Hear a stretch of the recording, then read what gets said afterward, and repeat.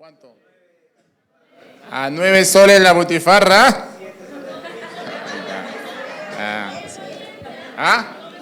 La butifarra con emoliente, Ya, como mercado. A 9 soles.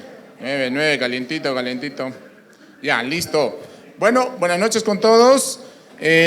Vamos a continuar con la serie de enfocados, la primera epístola del apóstol Pablo a los Corintios. El tema de esta noche es el Evangelio, poder de Dios para salvación. Amén. Ya. Entonces, el capítulo que vamos a continuar estudiando es capítulo 1, del versículo 10 al 31. Para las personas que no hayan traído Biblia, levanten la mano, por favor, para identificarlos. No se sientan mal. Todos han traído Biblia, creo. Ya. Bien. Excelente, La mayoría, el 99.9% ha traído Biblia. Bueno, vamos a orar para empezar. Señor Dios mío, te agradecemos, Señor, por este tiempo, por traernos a casa, por lo que tienes preparado, Señor, para el día de hoy. Te pedimos que nos permitas, Señor, estar con un corazón dispuesto a escuchar, sensibles a lo que tú nos vas a mostrar, al mensaje que tienes para cada uno de nosotros. Señor amado Padre, te agradecemos por tu palabra, Señor. Te pido que me uses, Dios mío, que seas tú quien hable, que sea tu palabra y tu mensaje, amado Padre. Gracias, bendito Dios, en el nombre de nuestro Señor Jesucristo. Amén. Bueno, habíamos hablado de Corintio. Corintio era una ciudad caracterizada por su inmoralidad, por su desenfreno y por su idolatría. Dios tenía un propósito para que Pablo permaneciera en Corinto. Él estuvo 15 meses o año y medio, Dios le había hablado a través de una visión, dice Hechos del capítulo 18, del versículo 9 al 10.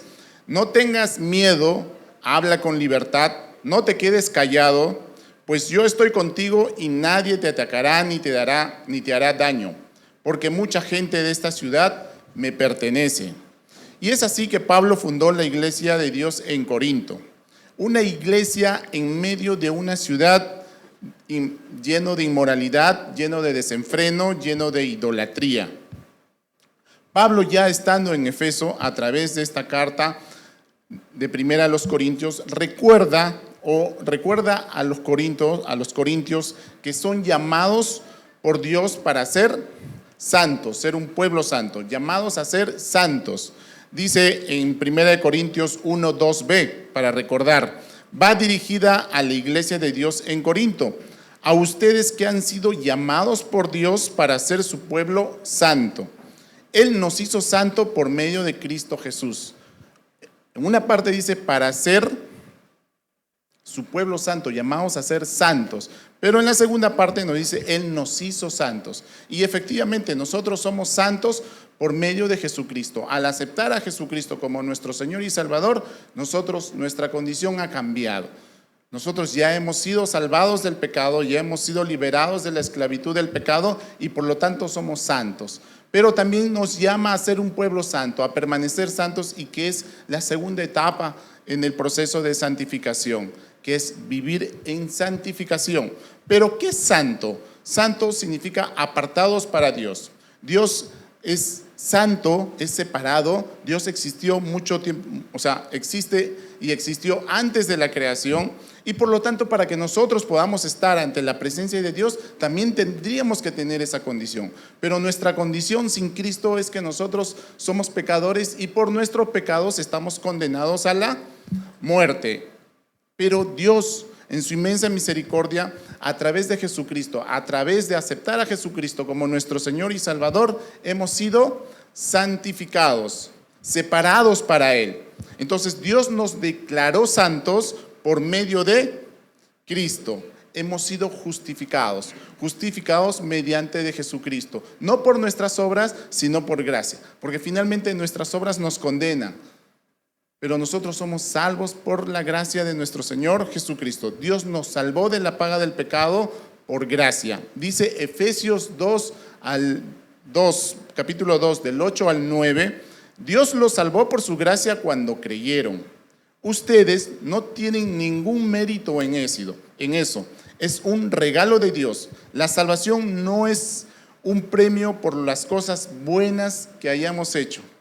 Así que ninguno de nosotros puede jactarse de ser salvo por obras. No somos salvos por obra. Nadie de nosotros aquí ha conseguido la salvación por un esfuerzo humano o porque lo hayamos merecido, porque no somos tan feos, porque somos muy bonitos. Nada de eso. Realmente la salvación es por gracia, porque nosotros en nuestra carne y nuestras obras son un trapo de inmundicia delante de Dios. No hay nada que haya significado que a través de nosotros hayamos podido alcanzar la salvación. Todo es por gracia, por misericordia de nuestro Señor Jesucristo. Y eso dice Hebreos 10:10, pues la voluntad de Dios fue en el sacrificio del cuerpo de Jesucristo. Lo voy a leer de nuevo. Pues la voluntad de Dios fue que el sacrificio del cuerpo de Jesucristo nos hiciera santos, una vez y para siempre. Entonces, nosotros al aceptar a Jesucristo como nuestro Señor y Salvador, ya somos santos y ya estamos apartados para Él. Llamados para ser santos, según el versículo 2. En este aspecto, la santidad es un proceso en nuestra vida diaria, al que Dios nos llama. Jesucristo ya nos justificó. Entonces comienza la etapa de santificación. ¿Y qué es eso? ¿Qué es esa etapa de santificación? Dios me enseña cómo debo vivir como creyente, cómo caminar con Cristo en este mundo. Y efectivamente en este mundo nosotros estamos expuestos al pecado. Es un mundo pecaminoso, estamos viviendo en un cuerpo pecaminoso y de todas maneras vivimos ante el pecado. Pero Dios nos enseña y nos llama a que en esta vida vivamos en un llamado a la santidad. En este llamado a la santidad Dios proveyó dones, gracia, ciencia, palabra, incluso nos dio una perspectiva o una visión de su regreso de nuestro Señor Jesucristo. Entonces, Pablo nos llama a llevar esta santidad día tras día a través de nuestra comunión con Jesucristo o con Cristo. Ahora, todo esto, ¿en qué nos anima? ¿O cómo nos debería de animar? Es algo maravilloso lo que el Señor ha hecho por nosotros. Al aceptar a Cristo como nuestro Señor y Salvador, ya fuimos salvados de la muerte. Sí, ya no somos esclavos del pecado. Sí, somos libres, hermanos. Éramos esclavos, somos libres. Deberíamos estar contentos, saltando. Pero, ¿qué te alegraría más? A ver, ejemplo material. El banco te llama y te dice, has ganado 1 millón por ser nuestro cliente. Se han aguantado ya. El banco te llama y te dice, te has ganado un 1.99% de tus intereses por tus ahorros mensuales. ¿No? Entonces, aquí estamos hablando de dinero. Pero si alguien te dice que simplemente por el hecho de ser cliente de un banco te has ganado 1 millón de soles, algo que no te ha costado nada, ningún esfuerzo, ¿te alegraría o no te alegraría? Perfecto, porque tú no considerabas eso, pero lo recibiste así sin mayor esfuerzo. Pero ahí estamos hablando de dinero. Pero hay que recordar nuestro pasado sin Cristo. Y nuestro pasado sin Cristo es que nosotros estábamos condenados a la muerte y a la muerte eterna.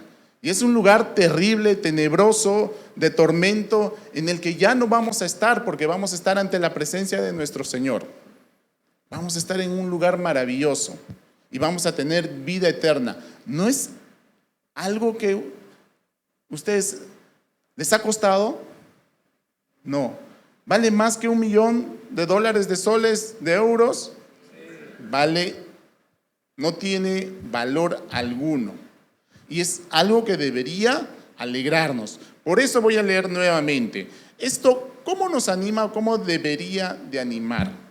Al aceptar a Cristo como nuestro Señor y Salvador, ya fuimos salvados de la muerte. Ya no somos esclavos del pecado, somos libres, hermanos. Bueno, creo que no se entendió el ejemplo. Ya somos coherederos juntamente con Jesucristo. Pero ¿de qué sirve esto? ¿Cuál es el propósito? Sí, ok. Gracias, Dios, por salvarme del pecado. Gracias, Dios mío, por rescatarme de ese hoyo en el que me encontraba. Ok, ¿y qué más hago? Ya soy salvo. No necesariamente estoy saltando de una pata, pero estoy agradecido por el Señor y me gozo en lo que el Señor ha hecho por mí. Pero ¿qué más? ¿Cuál es el siguiente paso que nosotros debemos hacer? Recordar que hay personas que aún no conocen al Señor. Y recordar que al costadito nomás trabajo con alguien que no conoce al Señor y que está llevando una vida como los corintios. Y esa persona se va a morir y no va a conocer al Señor y finalmente va a ser condenado a muerte y a la muerte eterna. Entonces ¿qué más puedo hacer? Entonces estoy llamado a dar testimonio de Jesucristo a través de mi vida, a través de mi día a día de lo que yo voy a vivir. En ese proceso de santificación, de ser más como Cristo, voy a ganar a las personas. Porque si yo tendría que predicar únicamente con mi boca, imagínate un mudo. ¿Qué es lo que haría? No podría porque es mudo. Pero el mudo tendría que predicar con su cuerpo. Y efectivamente nosotros a través de nuestro cuerpo también podemos dar testimonio de Jesucristo. Dice Filipenses 2:12, queridos amigos, siempre siguieron mis instrucciones cuando estaba con ustedes. Y ahora que estoy lejos, es aún más importante que lo hagan. Esfuércense por demostrar los resultados de su salvación, obedeciendo a Dios con profunda reverencia y temor. Aquí viene mi primer punto. Esforcémonos en ser un buen testimonio de Cristo para el mundo. Pablo estaba escribiendo esta carta por dos motivos. Uno, porque había recibido correspondencia de la iglesia de Corinto y había recibido unas preguntas relacionadas con el matrimonio, con los alimentos, con el manejo de la economía, sobre las reuniones, preguntas teológicas, nada o poco relacionado con los problemas o la situación que estaba pasando en Corinto. Pero va a responder estas preguntas a partir del capítulo 7 hasta el capítulo 16. Pero antes de responder eso, Pablo va a tocar temas fundamentales, problemas que estaban sucediendo en la iglesia. Antes de responder este cuestionario, va a haber problemas de división o distracción, problemas de los cuales podría no darse cuenta, pero podría generar división en la iglesia. Pero también demostraba que estos corintios o la iglesia estaban bastante desenfocados en lo que era su propósito como iglesia. Entonces nos vamos a 1 Corintios 1:10.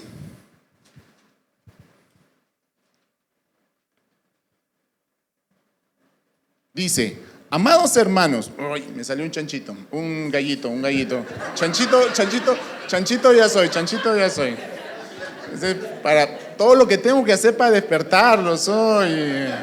Eso fue el propósito, eso estaba acá, mira. Gallito. Ya. Amados hermanos, les ruego por... Ya, no se rían. Ya. Amados hermanos, les ruego por la autoridad de nuestro Señor Jesucristo que vivan en armonía los unos con los otros, que no haya divisiones en la iglesia, por el contrario, sean todos un mismo parecer, siempre unidos en pensamiento y propósito. Pablo les estaba exhortando a los corintios. Les ruego, les suplico, les exhorto.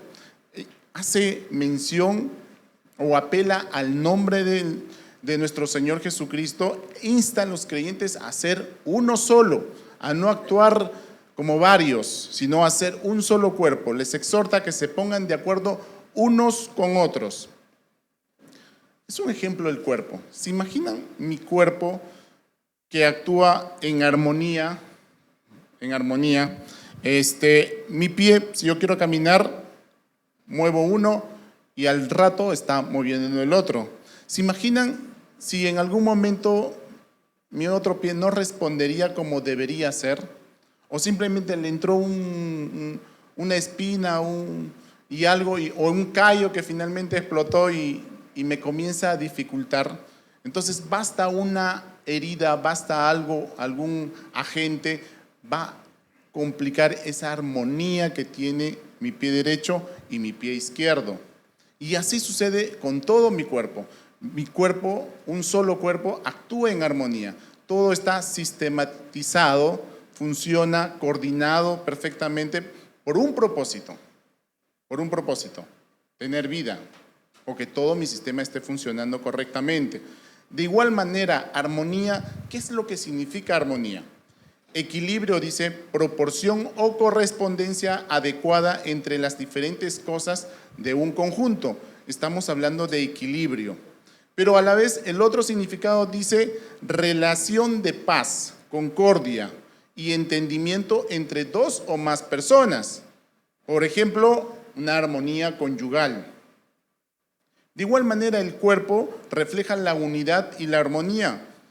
Un solo cuerpo, varios órganos. Entonces, vivir en armonía, ¿cómo podemos empezar a vivir en armonía según la Biblia? ¿O qué tendríamos que hacer? Dice Pablo en Efesios 4:31, aquí para los matrimonios, para los esposos, las esposas: líbrense de toda amargura, furia, enojo, palabras ásperas, calumnias y toda clase de mala conducta. Por el contrario, sean amables unos con otros, sean de buen corazón y perdónense unos a otros, tal como Dios los ha perdonado a ustedes por medio de Cristo Jesús. Entonces, Pablo nos prohíbe de ser cismáticos o divisionistas, que promovamos la discordia o desunión entre los hermanos de la iglesia, pero no aplica únicamente para la iglesia. Como verán, esas características de ser amargo, de ser furioso, de andar enojado, también lo podemos llevar al trabajo, también lo podemos llevar a la casa, en el lugar donde estemos. O incluso estoy en el carro y no quiero que me ha subido una persona que, no sé, no me cae o se ve grotesco o X cosas, y yo voy a actuar con rechazo. Yo no estaría actuando con armonía para con esa persona, al menos para poder aprovechar la oportunidad y compartir el evangelio. Entonces, qué importante es que nosotros como iglesia, como una unidad, actuemos con armonía. Pero dice, por el contrario, sean todos de un mismo parecer, unidos en un pensamiento y propósito. ¿Cómo podemos trabajar juntos en unidad de pensamiento, mente y parecer, propósito? Una misma mente y un mismo propósito. ¿Cómo podemos trabajar en un mismo propósito? ¿De qué manera? ¿Tenemos como coinonía un mismo propósito? ¿Lo tenemos? Sí, efectivamente, como coinonía, nuestro propósito como iglesia es llevar y compartir el evangelio, hacer discípulos. ¿Verdad? ¿Sí? Estoy avalado, ¿verdad? Ok. Entonces, para lograr eso, ¿depende de uno solo? ¿Depende del pastor? ¿Depende de los líderes? No, depende de todos. Justamente cuando nosotros venimos con la expectativa, justamente compartiendo ese propósito, tomándolo como nosotros, como nuestro, es que vamos a venir con la necesidad. Ok, Señor, el día de hoy, ¿cómo me vas a usar? Señor, hazme instrumento tuyo, permíteme compartir el evangelio con ese nuevo que está llegando, o con esa persona que no la veo animada o la veo preocupada. Venimos con un propósito claro como iglesia. Pero incluso para salir a la calle también como iglesia, no necesariamente tenemos que estar todos pegados, sino que como iglesia, coinonía, a través de nuestro día de semana, de nuestro trabajo, también compartimos ese propósito. Entonces, un mismo propósito, un mismo pensar.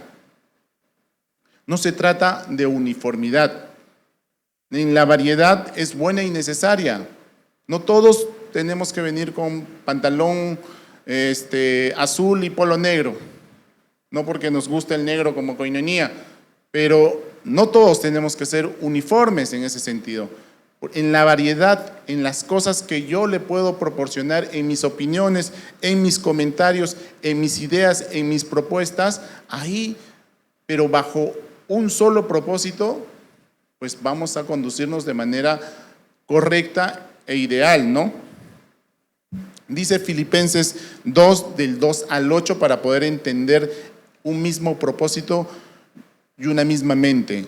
Dice, entonces, háganme verdaderamente feliz, poniéndose de acuerdo de todo corazón entre ustedes, amándose unos a otros y trabajando juntos con un mismo pensamiento y un mismo propósito. ¿Cómo lo hago? No sean egoístas, no traten de impresionar a nadie, sean humildes, es decir, considerando a los demás como mejores que ustedes, no se ocupen solo de sus propios intereses, sino también procuren interesarse en los demás. Tengan la misma actitud que tuvo Cristo Jesús. Aunque era Dios, no consideró que el ser igual a Dios fuera algo a lo cual aferrarse. En cambio, renunció a sus privilegios divinos, adoptó la humilde posición de un esclavo y nació como un ser humano. Cuando apareció en forma de hombre, se humilló a sí mismo en obediencia a Dios y murió en una cruz como morían los criminales. Un mismo propósito. Nosotros también podemos compartir un mismo propósito como koinonia, como iglesia, también como familia. Justamente el día de ayer, revisando las notas de mi hijo, nos dimos cuenta que estaba bajo, estaba trágico. ¿Y qué hacemos? ¿Qué hacemos? Como familia tenemos que tener una meta, un objetivo claro. Esto no solamente es trabajo de mi hijo, sino es un trabajo que nos incluya a los tres. Entonces, como hogar también tenemos que tener un mismo propósito, una misma dirección a dónde queremos llegar como matrimonio. Y aquí viene nuestro segundo punto. En lo fundamental, unido en Cristo. En lo no esencial, tolerancia. Y en todas las demás cosas, amor. Eso lo escribió Rupert Meldenius, un escritor del siglo XVII, justamente hablando sobre el tema de un mismo propósito como iglesia. Vamos al versículo 11. Pues algunas de la casa de Cloé me contaron de las peleas entre ustedes, mis amados hermanos. Algunos de ustedes dicen, yo soy seguidor de Pablo. Otros dicen, yo sigo a Apolos. Otros, yo sigo a Pedro. O yo sigo únicamente a Cristo. Pero vamos a comenzar con lo que dice al principio, pues algunos de la casa de Cloé. Entonces, al final, los desacuerdos, las peleas o las discusiones generan ruidos. Sí, porque cuando yo tomo una posición de rebeldía, o yo he sido corregido, o yo he sido llamado a la atención, yo por instinto, mi instinto ser humano, voy a tomar la opción de justificarme, de protegerme, y en esa necesidad de protegerme, no voy a pensar necesariamente en el corazón de mi hermano. Y en esa tarea podría generar división, podría generar, oye, tú me tienes que apoyar, porque tú eres mi amigo, porque tenemos muchas cosas en común, por lo tanto, tú me apoyas. Y así vamos y generamos división o partidos dentro de la iglesia. Entonces, esos ruidos tienen eco finalmente. Esos chismes, muchas veces malintencionados, dañan el testimonio de la iglesia y nos distraen terriblemente o nos desenfocan. En el caso de, como pasó con Cloé, primero no sabemos si ella fue creyente o no creyente. vivía o si vivía en Corinto o vivía en Efeso. Definitivamente los corintios la conocían, por eso que Pablo hace referencia de ella en la carta. Ahora, seguro que Pablo no fue el único al enterarse por ella. De repente ella comentó lo mismo con otras personas, pero en esa tarea ya está generando ruido, ya está generando chisme y ya está generando que la iglesia de Corinto tuviese un mal testimonio. Estos desacuerdos contribuían a un espíritu divisionista, en la cual amenazaba el bienestar espiritual de la iglesia. Dice Santiago 4 del 1 al 2. ¿Por qué hay enfrentamientos? Nos preguntamos. ¿Qué es lo que causa las disputas y las malas peleas entre ustedes? ¿Acaso no surge de los malos deseos que combaten en su interior? Desean lo que no tienen, entonces traman y hasta matan para conseguirlo. Envidian lo que otros tienen, pero no pueden obtenerlo, por eso luchan y lo hacen la guerra para quitárselo. Sin embargo, no tienen lo que desean porque no se lo piden a Dios.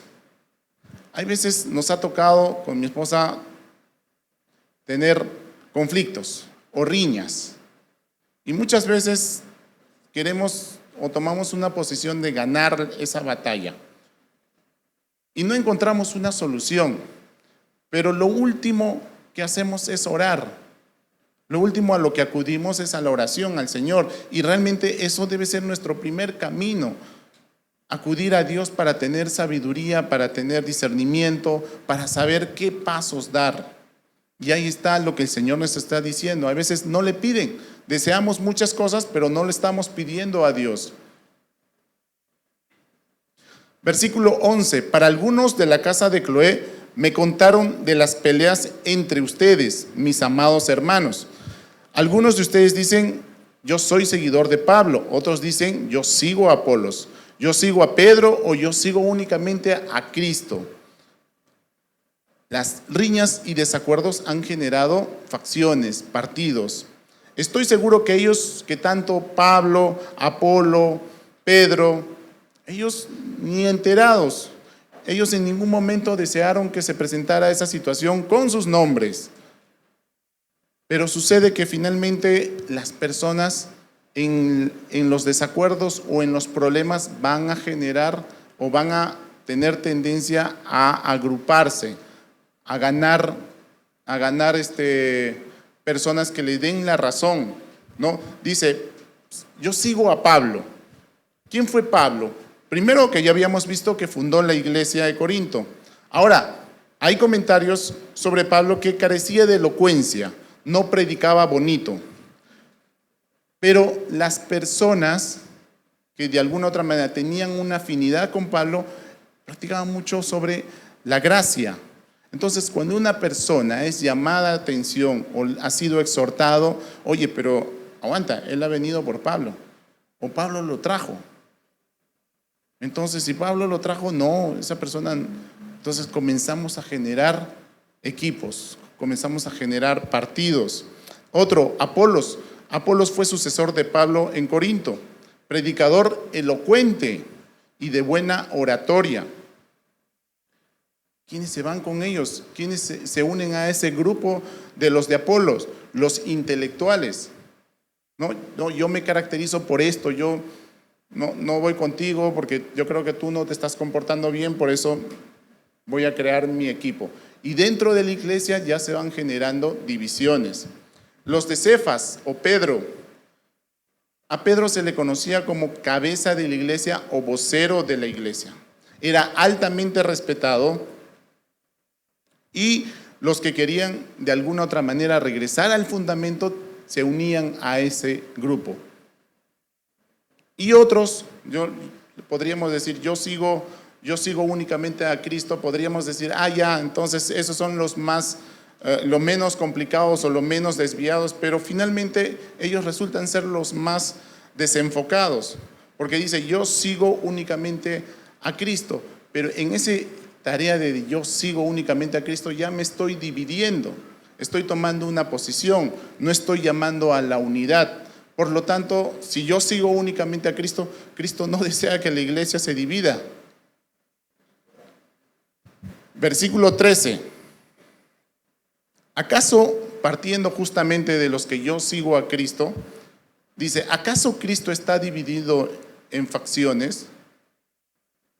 Es una pregunta retórica que hace Pablo. ¿Fui yo, Pablo, crucificado por ustedes? ¿Fue alguno de ustedes bautizado en el nombre de Pablo? Por supuesto que no, dice Pablo. Agradezco a Dios que no bauticé a ninguno de ustedes, excepto a Crispo y a Gayo, porque ahora nadie puede decir que fue bautizado en mi nombre. Ah, sí, también bauticé a los de la casa de Estéfanas, pero no recuerdo haber bautizado a nadie más. Pablo, de alguna otra manera, haciendo mención a estos personajes, Crispo y Gayo y Estéfanas, le está restando importancia a esa posición que le estaban poniendo referente al bautizo. Cristo dividido, el cuerpo debe honrar a su cabeza y nosotros somos cuerpo de Cristo. Y la iglesia, y Jesucristo es cabeza de la iglesia. Cabeza de la iglesia, por lo tanto no puede ser dividido. Ahora, el bautismo se hace, los que nos hemos bautizado, que deberíamos ser todos, si no están invitados al 28 de julio para que se bauticen, pero todos los que nos hemos bautizado, no nos hemos bautizado, me bautizo en Brian, me bautizo en Genaro, no nos hemos bautizado en una persona natural, en un humano. Nos hemos bautizado en el nombre del Padre, del Hijo y del Espíritu Santo. Entonces, las personas que han tomado en la iglesia de Corinto, que han tomado ese paso de bautizarse, lo han hecho enfocado en Cristo. Por lo tanto, el decir que yo soy de Cristo y tomo una distancia con el resto, entonces yo estoy completamente desenfocado y desubicado. Dice Pablo, yo no he bautizado a nadie. O sea, nadie podría decir, oye, como Pablo me ha bautizado, entonces Pablo avala mi conducta. Pablo, estoy respaldado en todas las cosas que haga, Pablo me respalda. Y justamente Pablo está diciendo, qué bien que no haya bautizado a nadie excepto a estas personas. Y si los menciona, quiere decir que han de tener un buen testimonio. Y aquí viene el tercer punto. Si amo a Cristo, es un punto que lo voy a repetir 2 veces. Si amo a Cristo, no puedo generar división en su iglesia. Para nada.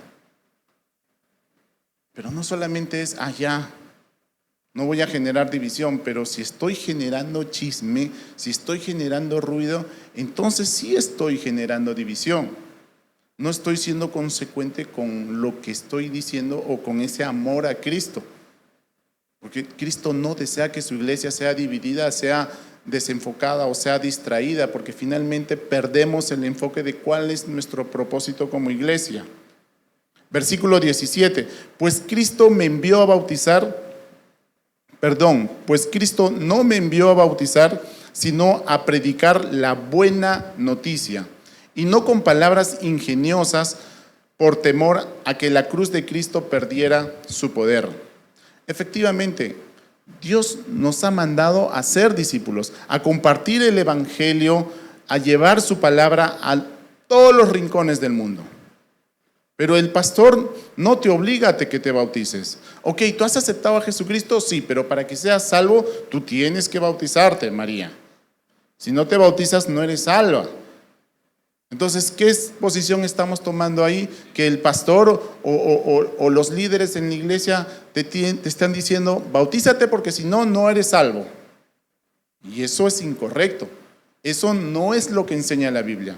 La Biblia enseña que desde el momento en que tú reconoces que eres pecador y aceptas a Jesucristo como tu Señor y Salvador, sabiendo que el pecado, que la paga del pecado es muerte, desde ese momento tú ya eres salvo. Y eres santo por medio de Jesucristo. Entonces el bautismo es un mandato que nos da, pero un mandato individual. El bautismo no es requisito para la salvación, es una señal externa en una obra interna del Espíritu Santo en mi vida. Yo tomo la decisión de bautizarme. Yo le digo al mundo, he aceptado a Jesucristo como mi Señor y Salvador. Pero es un anuncio que yo lo hago al mundo. Pero eso no es requisito de salvación. Ahora, dice, no con palabras ingeniosas por temor a que la cruz de Cristo perdiera su poder. El Evangelio, nosotros estamos llamados a predicar el Evangelio. El Evangelio no necesita estar aderezado, condimentado, lleno de palabras maravillosas, porque el Evangelio es único, es uno solo el Evangelio. Y los de Corinto tenían justamente esa costumbre de ser muy buenos oradores, pero hacían que finalmente el contenido o lo que estaban enseñando perdiera valor. Y Pablo les está diciendo, no hagan con esas intenciones, no con palabras ingeniosas, por temor a que la cruz de Cristo perdiera su poder. No lo hagan con su capacidad. Simplemente la obra de salvación, la obra que una persona reconozca al Señor, es obra del Espíritu Santo, no es la obra del que predica.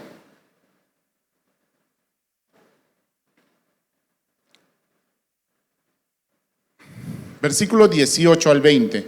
El mensaje de la cruz es una ridiculez para los que van rumbo a la destrucción. Pero nosotros que vamos en camino a la salvación sabemos que es el poder mismo de Dios. Como dicen las Escrituras, destruiré la sabiduría de los sabios y desecharé la inteligencia de los inteligentes. Así que donde deja a los filósofos, a los estudiosos y a los especialistas en debates de este mundo, Dios ha hecho que la sabiduría de este mundo parezca una ridiculez. Ahora, dice el Evangelio de la cruz. Para el mundo, ¿qué es el Evangelio de la cruz? Insensatez, ridiculez, locura. Nosotros hemos tenido esa experiencia de compartirle a alguien y él le ha dicho, estás loco. ¿Qué te pasa? ¿Estás creyendo en esas cosas? Eso es mentira. Es que ellos no lo entienden, porque no es sabiduría de humanos. Pero para los creyentes, el Evangelio de la cruz, ¿qué cosa es? Origen divino, poder de Dios, sabiduría de Dios. Proclama un acontecimiento. En cambio, los sistemas filosóficos, la ciencia ideados por el hombre, para el mundo, eso es sabiduría. Sabiduría humana, origen humano. Pero para Dios, ¿qué cosa es eso? ¿Cómo lo cataloga Dios la sabiduría, los sistemas filosóficos y todo lo que sale del hombre? Necedad y ridiculez. Dice Isaías 29:14, por esa causa una vez más asombraré a estos hipócritas con maravillas extraordinarias. La sabiduría de los sabios pasará y la inteligencia de los inteligentes desaparecerá. Lo dice Isaías muchos años antes de que venga Jesucristo. Pablo menciona dos caminos. El primero dice, el mensaje de la cruz es una ridiculez para los que van rumbo a la destrucción. Van rumbo a la destrucción. No quieren decir que ya están condenados, o no quiere decir que ya están destruidos, o ya están perdidos. ¿En qué momento ya se les puede decir que esas personas están condenados? En el momento que se mueren. En el momento que se mueren, perdieron la oportunidad de aceptar a Jesucristo como su Señor y Salvador. Es hasta ese momento que la persona tiene la oportunidad de aceptar a Jesucristo como su Señor y Salvador, reconociendo que es pecador y que está condenado a muerte por causa del pecado. Pero por el otro lado dice, pero nosotros que vamos en camino a la salvación, sabemos que es poder mismo de Dios. Y efectivamente nosotros vamos camino a la salvación. Sí, ya hemos sido salvados de la paga del pecado, pero aún vivimos en un cuerpo pecaminoso.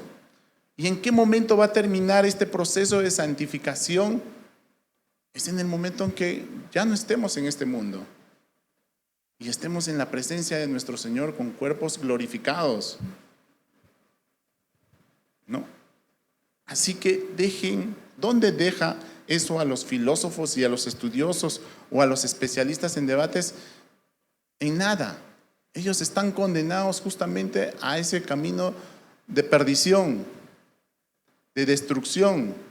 Si no, los científicos, los filósofos serían los primeros cristianos, y no es por ciencia humana, no es por conocimiento humano, es por poder de Dios.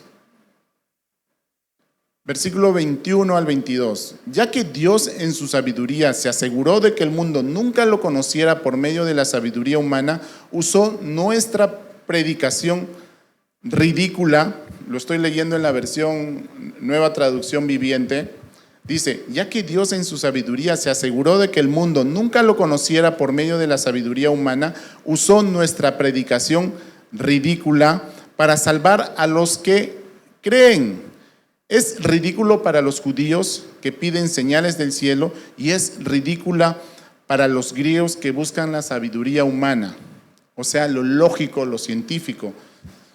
Pablo explica en la forma en que Dios ha hecho que la sabiduría del mundo se convierta en necedad.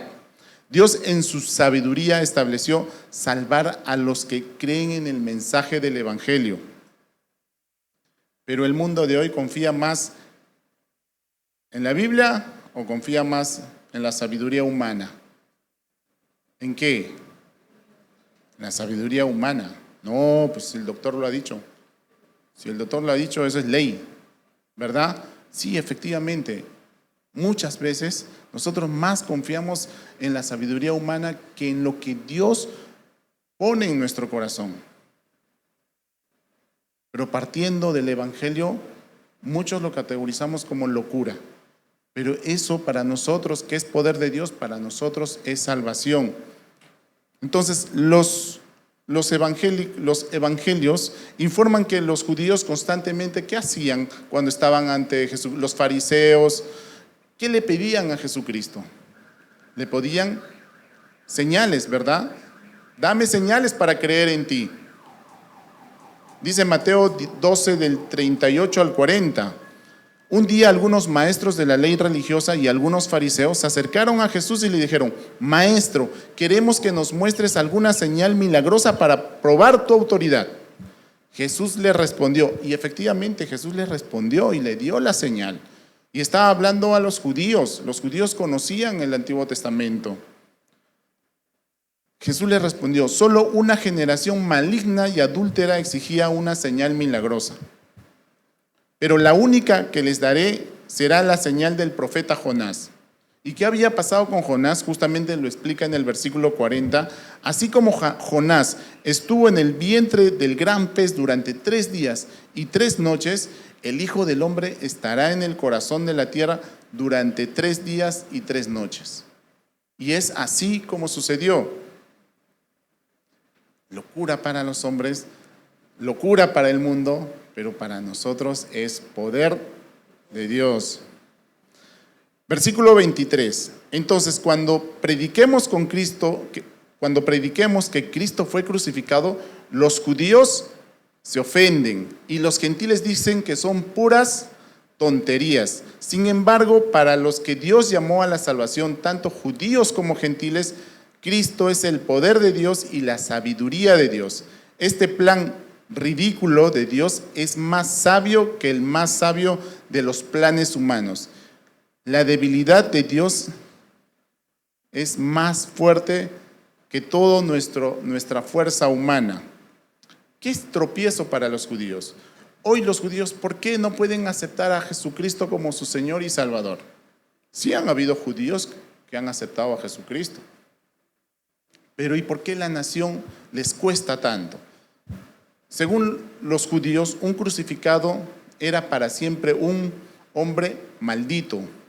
Según Deuteronomio 21:23, Gálatas 3:13, si desean anotarlo.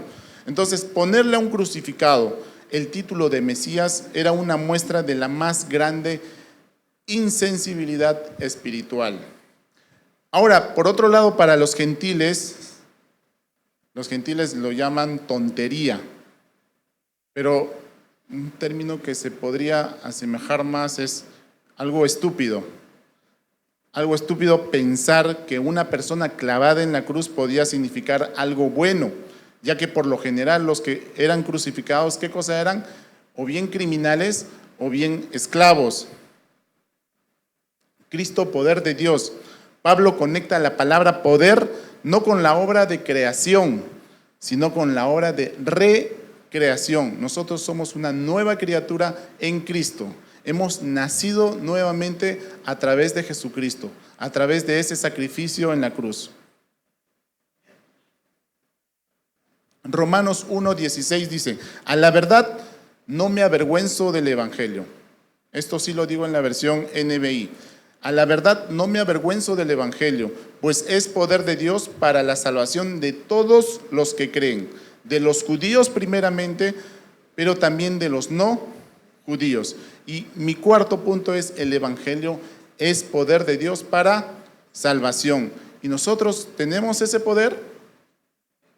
Sí. ¿Y lo estamos ejercitando ese poder? No siempre, ¿verdad? Hay veces nos desenfocamos o nos distraemos y no estamos en ese mismo propósito que como iglesia debemos estar.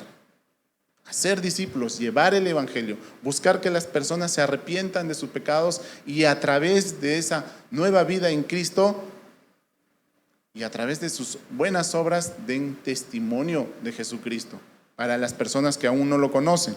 Versículo 26 al 29. Recuerden, amados hermanos, que pocos de ustedes eran sabios a los ojos del mundo o poderosos. Esta parte es la parte cómica de Pablo, así como cuando la bruja del 79 quiere defender a don Ramón y lo comienza a chancar, ¿no? Hola del 71, ya yo le he sumado unos pisos más. Pero dicen, mire lo que dice Pablo: recuerden, amados hermanos, que pocos de ustedes eran sabios a los ojos del mundo, o poderosos, o ricos, cuando Dios los llamó.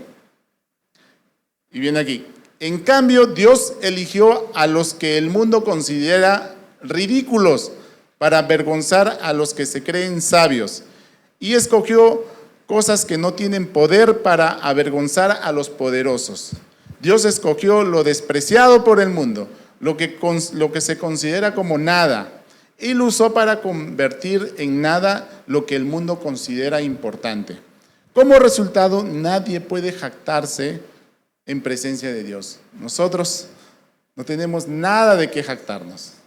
Nada, porque nosotros no hemos logrado nada a través de nuestro esfuerzo. Más bien, gracias a la misericordia de Dios, a ese amor que hemos recibido de nuestro Señor Jesucristo, es que nosotros somos salvos. Pero no podíamos lograrlo por nuestra propia capacidad. Y no tenemos de qué jactarnos. Yo no tendría aquí parado de qué jactarme. Más bien agradezco al Señor porque en su inmenso amor el Señor me puso aquí. Y el Señor los puso a cada uno de ustedes en este momento. Versículo 30 y 31. Dios los ha unido a ustedes con Cristo Jesús. Dios hizo que Él fuera la sabiduría misma para nuestro beneficio. Cristo nos hizo justos ante Dios. Nos hizo puros y santos y nos liberó del pecado. Por lo tanto, como dicen las Escrituras, si alguien quiere jactarse, que se jacte solamente del Señor. ¿Quién es el autor de la salvación? Jesucristo. Dios es el autor de la salvación, sí. Pablo les recuerda a los corintios que son creyentes. Oye, le está diciendo: ustedes ya son santos. Ustedes ya han aceptado a Jesucristo, ¿verdad? O sea, podremos decir: oye, ¿verdaderamente has aceptado a Jesucristo o estabas cochineándome? ¿No? O sea, ya son santos. Entonces, ¿qué es lo que les está animando? A que caminen como santos, a que den testimonio no solamente de manera individual, sino como iglesia, a que se enfoquen, porque están distraídos, están desenfocados. Dios es la causa de que el ser humano esté en Jesucristo. Es el plan de Dios, es la obra del Señor. Nos compró de la esclavitud, nos redimió, nos justificó por su gracia y no por nuestras obras. Dice Efesios 2, 8 al 10, porque por gracia ustedes han sido salvados mediante la fe. Esto no procede de ustedes, sino es regalo de Dios, y no por obras, para que nadie se jacte. Pero dice el versículo 10, porque somos hechura de Dios, creados en Cristo Jesús para buenas obras. O sea, si no somos salvos por obras, pero sí somos llamados a hacer buenas obras. Y buenas obras simplemente cumpliendo sus mandamientos. El Señor nos ha llamado a amar a Dios por sobre todas las cosas y ama a tu prójimo como a ti mismo. Son los dos mandamientos que tenemos. ¿Y cómo es que tenemos que amar a nuestro prójimo? Primero amando a Dios. Pues no podríamos dar amor a nuestro prójimo si es que no amamos a Dios verdaderamente al 100%. Dice, las cuales Dios dispuso de antemano a fin de que lo pongamos en práctica. Que esta noche y que lo que hemos podido compartir no sea algo que simplemente lo recibamos, sino los animo a todos, a cada uno de nosotros, incluso yo me animo a ponerlo en práctica, a que no nos desenfoquemos. Pero finalmente, si tú aún no has tomado esa decisión de aceptar a Jesucristo como tu Señor y Salvador, reconociendo que eres pecador y que el pecado te condena a muerte eterna, no esperes un fin de semana próximo, no esperes otro día.